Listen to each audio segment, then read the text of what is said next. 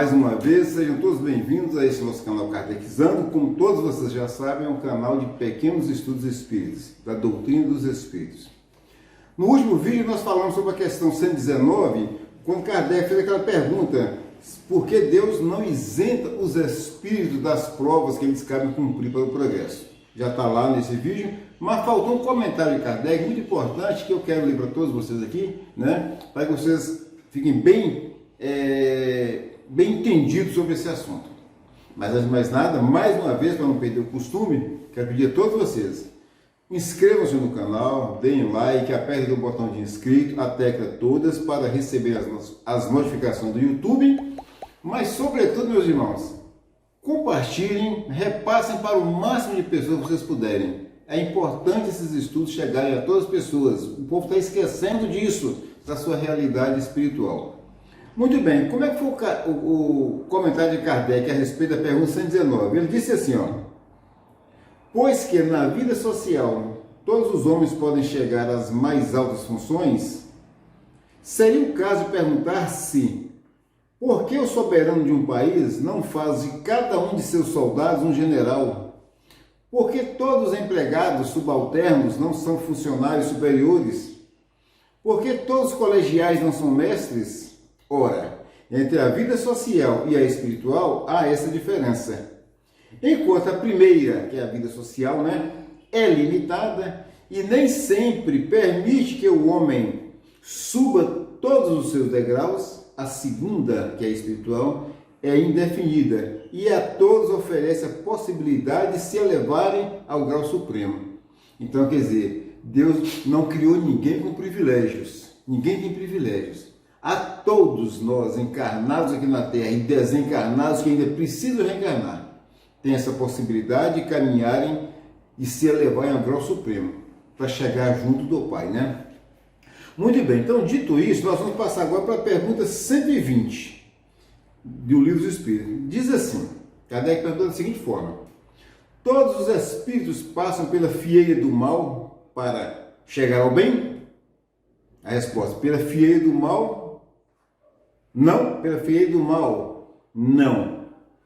Passam pela fieira da ignorância. Por que essa resposta? Dá para entender claramente. Deus não nos criou maus. Deus não fez ninguém já demônio, como querem crer por aí.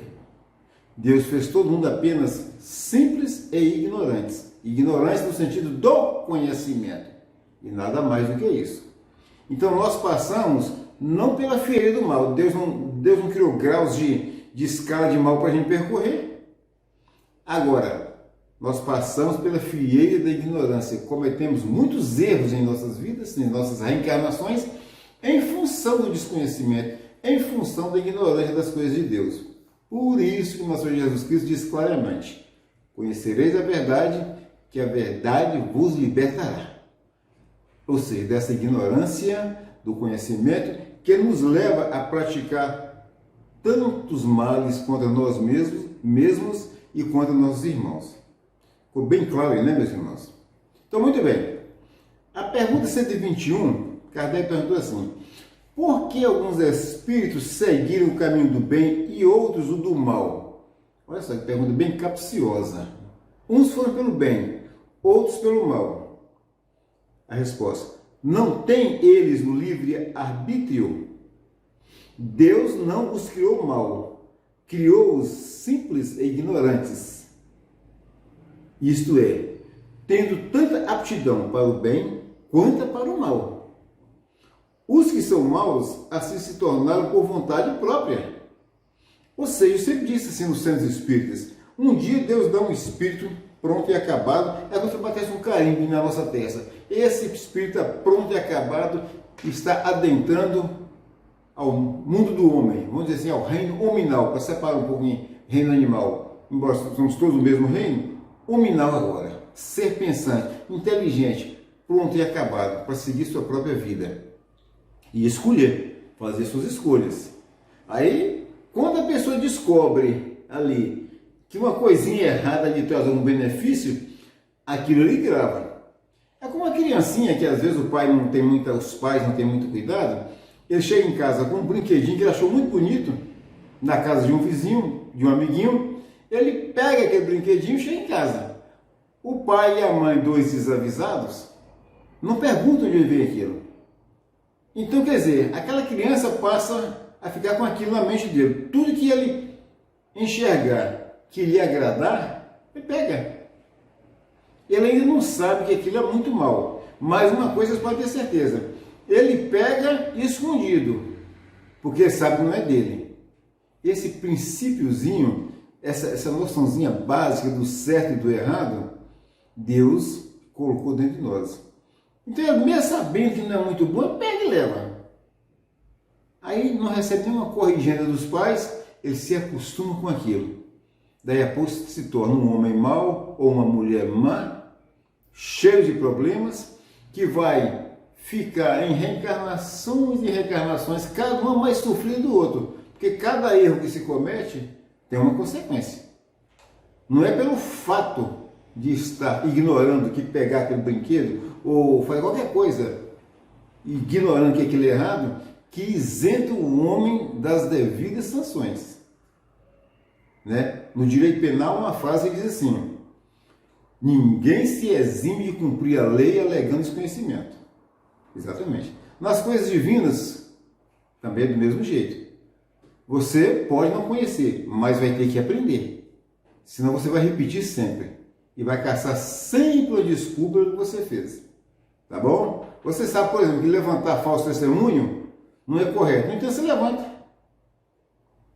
Agora, mesmo se você não soubesse que era incorreto levantar um falso testemunho, ao levantar, você já caiu, você já configurou para você mesmo uma necessidade de ter de aprender, através de uma sanção qualquer, de uma corrigenda qualquer dentro das leis divinas. Tudo bem até aí? Continuando aqui, Kardec fez a pergunta 122. Ela diz assim: como podem os espíritos, em sua origem, quando ainda não têm consciência de si mesmos, gozar da liberdade de escolha entre o bem e o mal? Interessante, né? Há neles algum princípio, qualquer tendência que os encaminhe para uma senda de preferência a outra? Aí os espíritos de verdade respondeu assim, uma resposta bem longa, a gente tem que ir trabalhando com ela aqui. O livre-arbítrio se desenvolve à medida que o espírito adquire a consciência de si mesmo. Já não haveria liberdade desde que a escolha fosse determinada por uma causa independente da vontade do espírito. Então, meu irmão, se aquele espírito nunca cometesse o erro, porque já tem algo fixado nele ali, tipo um robozinho, não fazer nada errado, então já não teria mérito nenhum. Ele precisa entender, compreender o que é certo e o que é errado e fazer a escolha dele. Em se fazendo a escolha correta, né, ele vai progredindo cada vez mais. Permanecendo sempre nas escolhas erradas, vai chegar um ponto que ele fica estacionário, ele não vai mais a lugar nenhum. Ele não degenera, ele não volta à condição de animal, mas fica parado, fica estacionário, até que ele consiga pagar todos aqueles erros e começar a caminhar de novo. Esse é o princípio da justiça divina para todos nós. Essa é a graça, isso eu chamo também, é a salvação pela graça. Por quê? Porque eu erro, cometo tantos erros o tempo todo, mas Deus sempre me renova as oportunidades. Através de quê? Das reencarnações.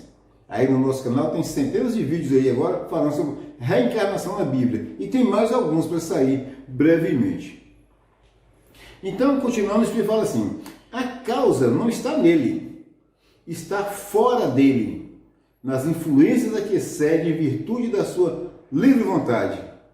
É o que se contém na grande figura emblemática da queda do homem e do pecado original. Uns cederam à tentação, outros resistiram. Então o pecado original é a tentação a que nossos supostos pais biológicos no início, Adão e Eva, né, cederam. Mas não é bem assim. Adão e Eva não passa de uma historieta para as crianças da época, para nós crianças da época. Não foi assim. Nós não descendemos daquele único casal, não. Mas serve como exemplo para mostrar para todos nós. Uns cedem às tentações, outros não. Entenderam isso aí? À medida que eu cedo a uma tentação, algo negativo, eu faço a minha escolha. E aquilo fica dentro de mim. E aquilo tem de sair. O tempo que vai demorar para sair vai depender de mim também. Daqui não saireis enquanto não pagardes o último ceitil. Palavras de nosso Senhor Jesus Cristo, não são minhas não. Eu fico por aqui. Agradeço a todos vocês por estarem me ouvindo. Agradeço a Deus. Mais uma vez, peço a Deus que vos abençoe a todos. Vocês e seus familiares. Fiquem com Deus.